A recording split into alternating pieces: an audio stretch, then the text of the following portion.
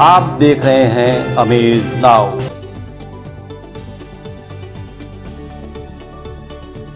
दोस्तों, हर दिन हम सभी किसी न किसी दिन के रूप में, किसी न किसी दिवस के रूप में मनाते आए हैं और आज भी हम 5 जून को विश्व पर्यावरण दिवस के रूप में मनाएंगे। इसी विषय में बात करने के लिए आज मैं हाजिर हूँ आपके साथ। मेरा नाम है ज्योति और हम बात करेंगे आज विश्व पर्यावरण दिवस के बारे में कुछ खास।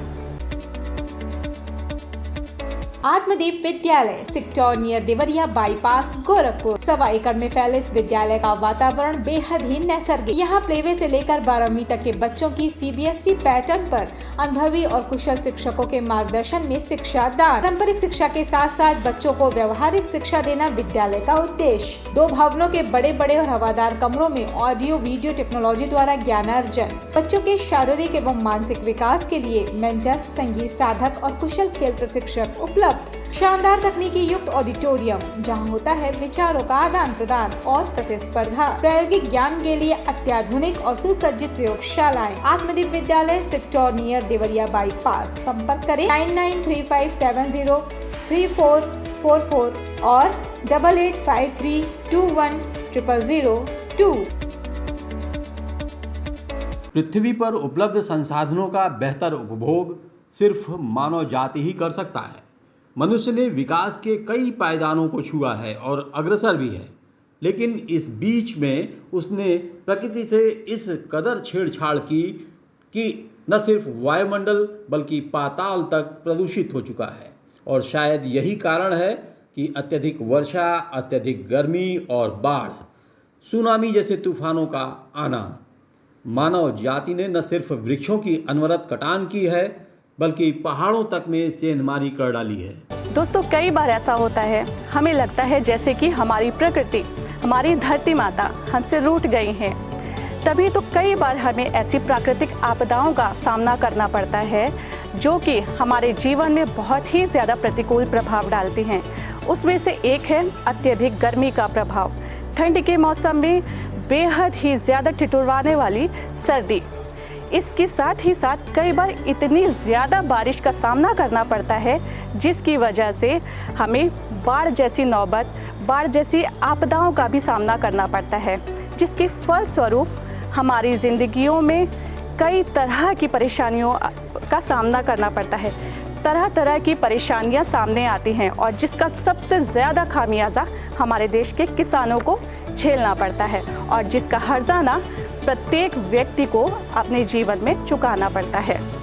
यूं तो साल भर का हर दिन पर्यावरण के लिए समर्पित है, पर ख़ास तौर से ये दिन हमको ये याद दिलाता है कि हमारी जिम्मेदारियां अपनी पृथ्वी के लिए, अपनी धरती के लिए, अपने इर्द गिर्द, अपने वातावरण के लिए, पर्यावरण के लिए बहुत ज़्यादा हैं और हम ही को इस चीज़ का ध्यान रखना होगा कि हम किस तरीके से इसको जो है वो संरक्षित करें, इसको सशक्त करें, ताकि ये हमारे लिए और हमारे आने वाले जो जनरेशन्स हैं उनके लिए अपने संसाधन, अपनी सुविधाएं, अपनी सेवाएं देती रहे। इस वर्ष विश्व पर्यावरण दिवस का जो थीम है, जो मुख्य विषय है, वो है कि एक ही धरती, यानी धरती एक है और उसी से हमारी सारी ज़रूरतें पूरी होनी है।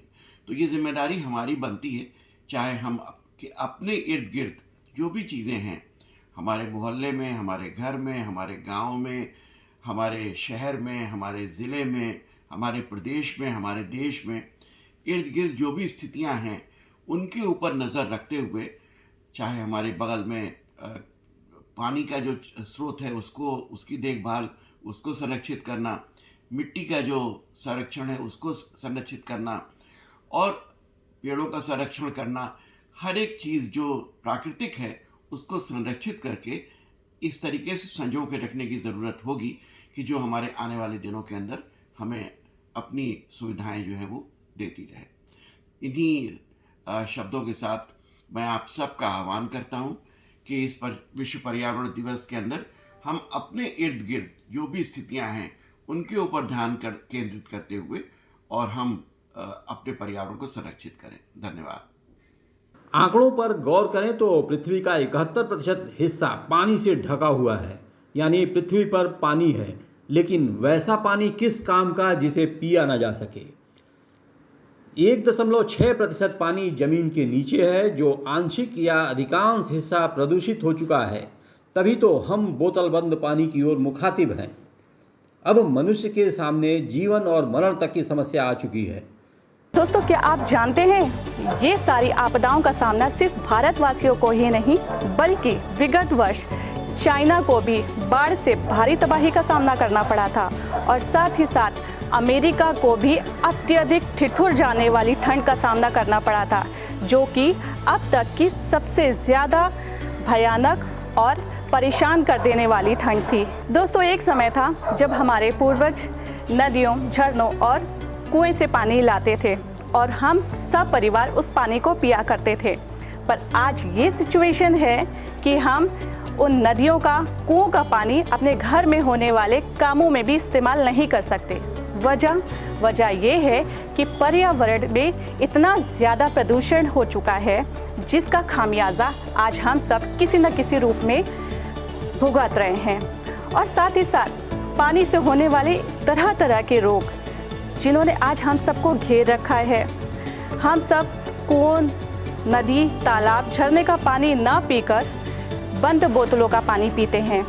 हम मार्केट से बोतल खरीद के पानी पीते हैं, जबकि हमें नहीं पता वो पानी कब का है, कैसा है और कहाँ का है। वो पानी हमें शुद्ध लगता है और हम उसको पीते हैं। जो वाहनों से निकलने वाला धुआं है वो सबसे अधिक जिम्मेदार है, क्योंकि गोरखपुर शहर में न केवल वाहनों की संख्या तेज़ी से बढ़ रही है, बल्कि अभी शहर के अंदर ट्रैफिक जाम की स्थिति भी प्रायः देखने को मिलती है, जिसके कारण एमिशन लॉस और फ्यूल लॉस होता है, जो वायु प्रदूषण को बढ़ाने में सहायक होता है।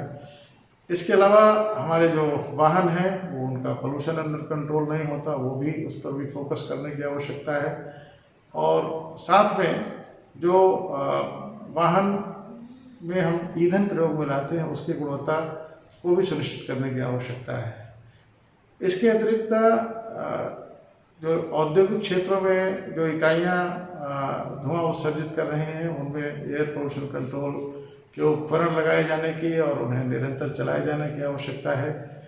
जो हमारे ऐसे समाज के निम्न आय वर्ग के लोग हैं जिनके पास अभी भी गैस के चूल्हे या गैस के सिलेंडर नहीं हैं, उनको चिन्हित करके उन्हें गैस के सिलेंडर और चूल्हे उपलब्ध कराए जाने की आवश्यकता है। और साथ में आसपास के जो कृषि क्षेत्र हैं, यदि जो किसान भाई हैं यदि कहीं उनको वो अज्ञानतावश पराली जलाते हैं तो उनको अवेयर करके पराली जलाने की जो कुप्रथा है उस पर भी अंकुश लगाए जाने की आवश्यकता। मुझे लगता है कि सामाजिक संगठनों और जन सहभागिता दोनों के संयुक्त प्रयास से आने वाले समय में हम लोग गोरखपुर शहर को एक स्वच्छ वायु की गुणवत्ता दे सकेंगे। और गोरखपुर के लिए जो क्लीन एयर एक्शन प्रोग्राम बनाया जा रहा है, मुझे उम्मीद है कि आने वाले समय में वह पूर्ण रूपेण सफल होगा और हम सब लोग गोरखपुर के लोग स्वच्छ वायु के साथ खुशहाली की ओर बढ़ेंगे। यजुर्वेद में सिद्धांत प्रतिपादित है, माता भूमि पुत्रो हम पृथिव्या, उसका अनुसरण करते हुए पृथ्वी को माता के रूप में मानते हुए उनका सम्मान करते हुए हमें अपने पर्यावरण को बचाना है और समूची मानव जाति के कल्याण के लिए निरंतर प्रयास करते रहना है। कोरोना काल का हाल हम सब ने देखा है। व्यक्ति किस कदर दम तोड़ रहा था। वातावरण में ऑक्सीजन की अनुपलब्धता दिखी तो वहीं जहरीली भी हो चुकी है वायु। दिन रात धुआं उगलते वाहनों की लंबी कतारें इस बात की गवाह हैं। फैक्ट्रियों का दिन रात धुआं उगलना एक अस्थायी प्रक्रिया और स्वाभाविक है, उसमें भी ऑक्सीजन पर खतरा मंडराता रहा है। इसके अतिरिक्त वृक्षों की लगातार कटान हो रही है जो सर्वव्यापी है, जिसके कारण ग्लोबल वार्मिंग से पूरा विश्व प्रभावित है। बावजूद इसके न तो वृक्षों की कटान रुक रही है और न ही वृक्षारोपण पर्याप्त संख्या में हो पा रहा है। कितनी हैरानी है कि मानकों के अनुरूप प्रत्येक जनपद का 1/3 भाग वनों से आच्छादित होना चाहिए, जबकि सिर्फ गोरखपुर का हाल यह है कि 1% से भी कम आरक्षित जंगल हैं। इसे त्रासदी ही कहा जा सकता है और शायद यही कारण है कि समय समय पर या बेसमय आने वाली प्राकृतिक आपदाएं सामूहिक तौर पर कितना बड़ा नुकसान कर रही हैं। इन प्राकृतिक आपदाओं से सबसे बड़ा खतरा मनुष्य जाति को ही है। इस बात को जानना होगा। दोस्तों, क्या आपको पता है पर्यावरण प्रदूषण के कारण हर एक व्यक्ति, हर 10 में से 14 व्यक्ति श्वास की बीमारी से जूझ रहा है। इतना ही नहीं, सांस की बीमारियों से होने वाली मृत्यु दरों में चीन के बाद भारत का ही स्थान आता है। दोस्तों, आपको पता है विश्व स्वास्थ्य संगठन के द्वारा एक सर्वे में ये गणना की गई है कि संपूर्ण विश्व के 20 शहरों में से 13 शहर भारत के अंतर्गत आते हैं। बेहद ही दुखद है, इसलिए आप सभी को इसके प्रति जागरूक होना और अब जागरूक होना नितांत ही आवश्यक है। वन अर्थ है।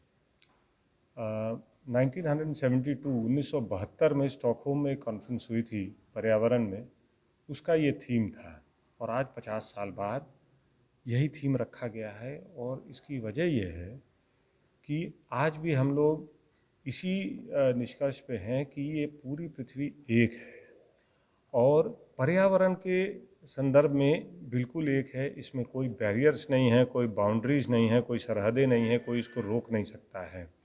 तो पूरे विश्व का पर्यावरण एक है और इस विश्व में रहने वाले सारे लोगों की जिम्मेदारी और भागीदारी बनती है इस पर्यावरण के संरक्षण की, जिससे ये पर्यावरण स्वच्छ रहे और सबके लिए समृद्ध रहे। इस थीम के साथ इस विश्व पर्यावरण दिवस को मनाया जा रहा है और इसी उपलक्ष्य में ये संदेश जाना चाहिए सारे लोगों में कि जैसे हम अपने घर को साफ रखते हैं, अपने नेबरहुड को साफ रखते हैं, इसी तरीके से इस पूरे विश्व के पर्यावरण का संरक्षण भी हमारी ही जिम्मेदारी है। और जब सारे लोग इसको संयुक्त रूप में करेंगे तो ये वन अर्थ की जो एक सोच है ये पूर्ण हो पाएगी। भारत देश की आबादी 25 वर्ष या उससे अधिक की है, लेकिन मानसिकता का आलम यह है कि कूड़ा प्रबंधन पर तमाम कार्यशालाओं, सरकारी योजनाओं, सरकारी सुविधाओं के बावजूद नालियां भटी पड़ी हैं। लोग बाग कूड़ा अपने घरों के सामने ही फेंकते हैं या जलाते हैं। पराली इस समय देश की मुख्य समस्या बनी हुई है। ऐसे में पर्यावरण संतुलन कैसे हो सकता है, इस बात को हम सबको समझना होगा। सिर्फ एक दिन का वृक्षारोपण अभियान नहीं, इसे सतत अपनी आदतों में शुमार करना होगा। प्रत्येक नागरिक का कर्तव्य है कि वे सभी प्रकृति के करीब आएं, प्रकृति को समझें, जानें, उसकी अच्छाइयों को समझें, उसकी महत्व को समझें, अपने जीवन में प्रकृति का क्या योगदान है उसको समझें। तब हम जान पाएंगे कि प्रकृति हमसे किस हद तक जुड़ी हुई है, किस हद तक प्रकृति हमारे जीवन से ताल्लुकात रखती है। हमारा हर एक कदम प्रकृति से होकर चलता है, इसलिए प्रकृति के महत्व को समझिए, उसकी सुरक्षा के लिए अपना पूरा योगदान दीजिए। गोरखपुर के एक प्रतिष्ठित डॉक्टर से सबक लेना होगा जो मानसिक रूप से असंतुलित अपने मरीजों को दवा देने के साथ साथ हर बार एक वृक्ष लगाने और उसका सबूत लाकर उन्हें दिखाने तक ताकीद किया करते हैं। उनके मुताबिक अब तक उन्होंने अपने मरीजों से 10,000 वृक्ष लगवा रखा है। ऐसी ही प्रेरणा मनुष्य को दीर्घजीवी और प्रकृति को संतुलित बनाए रख सकती है। पहली बात, पर्यावरण दिवस के अवसर पर सभी जनता को हमारी तरफ से हार्दिक बधाई। और मैं ये कहना चाहता हूँ कि पर्यावरण के मामले में सरकार बहुत कुछ काम कर रही है, लेकिन हम आम जनता का भी कुछ फ़र्ज होता है कि उसको हम निभाएं, क्योंकि जब तक हम अपना फ़र्ज को नहीं समझेंगे तब तक कुछ होने वाला नहीं है। इसके लिए हम कहेंगे, सभी जनता से अपील करेंगे कि अगर आज के प्रदूषण वाले वे समय में अगर हम बाहर निकलें तो हम लोग जाते हैं अक्सर पॉलीथीन में सामान खरीद के लाते हैं, वो भी एक प्रदूषण का बहुत बड़ा कारण है। इसके लिए हम घर से जब बाहर निकलें तो एक झोला, कपड़े का झोला ले जाएं कि जो भी सामान हमको खरीदना हो उस झोले में खरीद कर लाएं। इससे बहुत कुछ हद तक के हम पर्यावरण दूषित होने से बचा सकते हैं। दोस्तों, जैसा कि हम सभी जानते हैं, हम सभी ने कुदरत का, प्रकृति का प्रकोप झेला है किसी न किसी रूप में, और ऐसी ही एक तबाही अभी हाल ही में हमारी ज़िंदगियों को तबाह कर चुकी है और जिसका जीता जाता उदाहरण हम सभी ने अपनी आंखों से देखा है। जी हाँ, कोरोना काल में एक ऐसा समय आया था जो कि बेहद दुखद था, जिसके बारे में बात करते हुए भी हमारी आंखों से आंसू आ जाते हैं। ऐसा आपातकाल, ऐसी ज़्यादा दुखद घटना जब लोगों को ऑक्सीजन की कमी हो गई थी। हमारे पास पैसा था, खाना था, कपड़े थे, गाड़ी थी, सब कुछ था, पर हमारे पास ऑक्सीजन नहीं था और कई लोगों ने ऑक्सीजन की वजह से अपनी जान को गंवा दिया। बेहद ही दुखद है कि हम जीवन की जो अमूल्य वस्तु है, जो अमूल्य चीज़ें हैं, उस पर ध्यान नहीं देते और सुख सुविधाओं में, लग्जरी लाइफ जीने में इतना व्यस्त हो जाते हैं कि हम इन सब पर ध्यान देना भूल जाते हैं और जिसका नतीजा हम सब ने कोरोना काल में देखा है। दोस्तों, क्या आप जानते हैं, हम सभी को शौक़ है बड़े घर का, अच्छे फर्नीचर का, अच्छी किताबों का, हर एक चीज़ हमें अच्छी चाहिए। जिस अच्छे के चलते हम सब लगातार धड़ल्ले से पेड़ पौधों को कटवाते जा रहे हैं, जंगलों को तबाह करते जा रहे हैं और आज यही जंगल, यही पेड़ पौधे जो हम सबको हमारा जीवनदात्री कहा जाता है, जिससे हमें ऑक्सीजन मिलती है, जो हमको जीवन देते हैं, वही हमसे रूठ गए हैं। दोस्तों, पर्यावरण के संतुलन को बनाए रखने के लिए सिर्फ सरकारी मिशन तक ही सीमित नहीं रहा जा सकता है। इसके लिए प्रत्येक देश के नागरिक को, प्रत्येक व्यक्ति को प्रकृति के लिए अपना योगदान करना होगा। ज़्यादा से ज़्यादा वृक्ष लगाने होंगे, पेड़ की कटाई को रोकना होगा, प्लास्टिक का इस्तेमाल बंद करना होगा, पर्यावरण प्रदूषण को रोकना होगा, एयर पॉल्यूशन, वाटर पॉल्यूशन इत्यादि को किस तरीके से रोका जाए, इसके लिए आपको स्वयं विचार करना होगा। और दोस्तों, जब तक हम प्रकृति के साथ अपना योगदान नहीं देंगे, उसकी सुरक्षा के लिए आगे नहीं बढ़ेंगे, तब तक ये प्रकृति हमसे रूठी रहेगी और तब तक हमें प्रकृति के कहर को झेलना पड़ेगा। इसलिए आप सबसे हमारी दरख्वास्त है कि एक कदम आगे बढ़ाइए, प्रकृति को बचाइए। और इसी के साथ हम लेते हैं आपसे इजाज़त। हमारा कार्यक्रम कैसा लगा हमें ज़रूर बताइएगा। Vani mobile, Baldev plaza, Golghar, Gorakhpur. IPhone, OnePlus, Samsung, Vivo, Oppo, Realme, MI, Lava, Tecno Moto, ये सभी प्रोडक्ट उपलब्ध हैं। हमारे यहाँ सभी प्रकार की उत्कृष्ट, आधुनिक और लेटेस्ट मोबाइल उपलब्ध। बलदेव प्लाजा, गोलघर, राजेंद्र नगर, गोरखनाथ और हाटा, कुशीनगर जनपद में भी वाणी मोबाइल की सभी सेवाएं उपलब्ध। Mobile number 918687419008।